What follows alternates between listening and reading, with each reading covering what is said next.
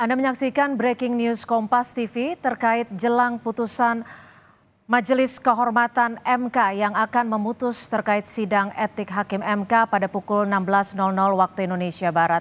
Saudara, Majelis Kehormatan Mahkamah Konstitusi pada pukul 16.00 akan membacakan putusan atas dugaan pelanggaran kode etik 9 hakim konstitusi.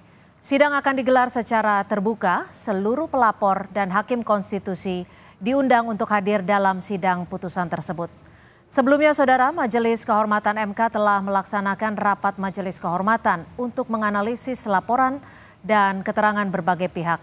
Total ada 21 laporan disampaikan ke Majelis Kehormatan MK dengan tuntutan meminta Ketua Mahkamah Konstitusi Anwar Usman diberhentikan dengan tidak hormat.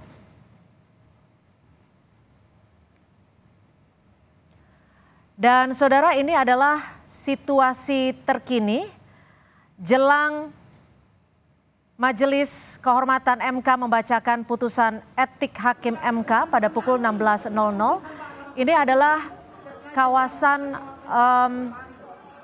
Patung Kuda, Jakarta, di mana ada sejumlah massa yang ikut menyuarakan aspirasinya jelang putusan dari etik Hakim MK pada pukul 16.00.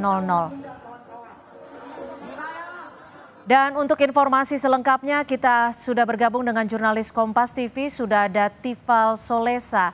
Selamat sore Tifal, seperti apa situasi di sana dan apakah bacaan ataupun putusan etik Hakim MK akan dibacakan tepat pada pukul 16.00 sesuai dengan agenda? Harapannya demikian ya, jadwalnya pada pukul 4 sore nanti putusan akan dibacakan Majelis Kehormatan Mahkamah Konstitusi untuk 21 laporan yang dilayangkan oleh 21 pihak lintas kalangan begitu, tidak hanya dari koalisi masyarakat sipil tapi juga dari praktisi hukum dan kalangan akademisi juga ikut melaporkan dalam dugaan pelanggaran kode etik Hakim Konstitusi di Mahkamah Konstitusi Republik Indonesia. Tadi saya sudah lihat ada beberapa pelapor yang sudah tiba di gedung utama MK Republik Indonesia, termasuk salah satunya akan saya ajak berbicara kali ini adalah Alamsyah Hanafiah, advokat praktisi hukum yang juga menjadi bagian dari pelapor dalam kasus ini. Bang Alamsyah, terima kasih sebelumnya sudah mau bergabung. Ini kan dalam gugatan waktu itu Abang meminta agar tidak hanya memberhentikan secara tidak hormat Anwar Usman selaku Ketua MK, tapi juga meminta gugatan ini diperiksa ulang. Gugatan 90 tahun 2023 itu diperiksa ulang. Seyakin apa Abang bahwa itu akan dikabulkan oleh Majelis Kehormatan? Kalau soal pemberhentian Ketua MK, itu saya yakin 100% akan dikabulkan. Pemberhentian tidak dengan hormat.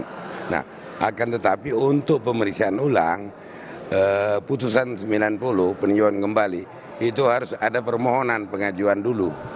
Tapi dengan catatan tanpa hakim ketua, tanpa Anwar Usman.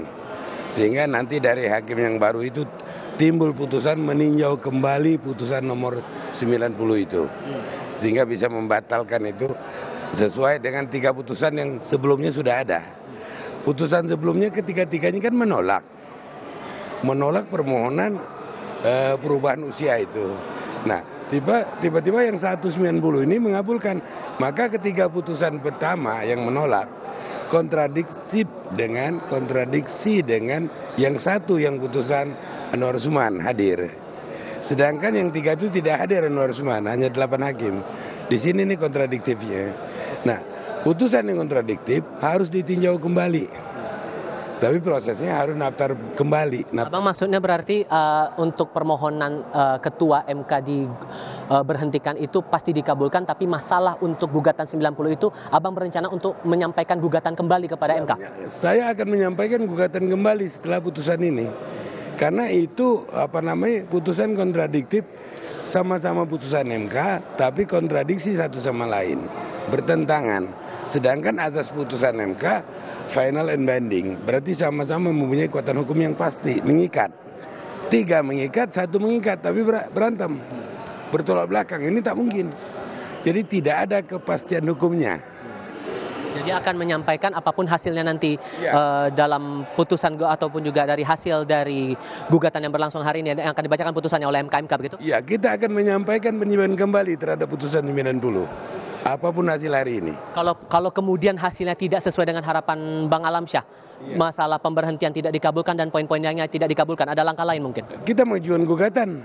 Itu tadi salah satu langkah terakhir. Ya, gugatan melawan hukum ke pengadilan negeri. Iya. Kalau tidak dikabulkan, perbuatan melawan hukum hakim konstitusi, melanggar konstitusi. Ya, ini hakim konstitusi melanggar konstitusi karena dia membuat undang-undang mengambil alih kewenangan presiden dan DPR. Ini sebentar lagi akan dibacakan putusannya. Apa yang diharapkan kepada jajaran Majelis Kehormatan untuk putusan yang bakal dibacakan sebentar lagi? Kita harapkan dia akan mengabulkan permohonan kami, permohonan kita, yaitu pemberhentian dengan tidak hormat terhadap 3 orang hakim. Ya. Saya paham Anda akan segera bersiap-siap untuk ke dalam, tapi terima kasih Bang Alamsyah, terima kasih sudah mau berbincang bersama kami. Baik. Sehat selalu untuk Anda, Bang. Terima kasih. Siap, terima kasih Bang.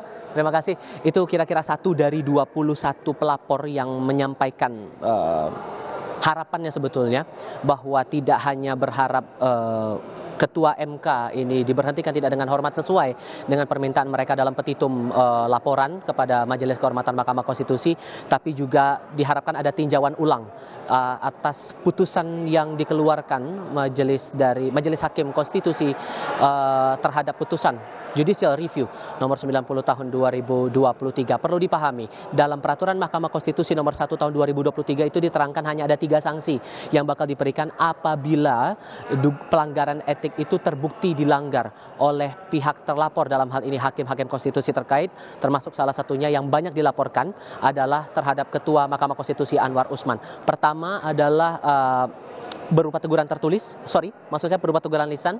Kemudian bentuk yang kedua adalah teguran tertulis, dan yang terakhir adalah pemberhentian tidak dengan hormat, dan itu levelnya sudah dalam pelanggaran etik yang berat. Apakah kemudian ini akan ditindaklanjuti dalam bentuk sanksi yang tadi saya sampaikan sesuai dengan harapan dari para pelapor, atau ada hal lain yang menjadi pertimbangan? Ini menarik untuk dicermati. Kalau kita melihat visual di dalam juga persiapan akhir tengah berjalan dari jajaran Mahkamah Konstitusi.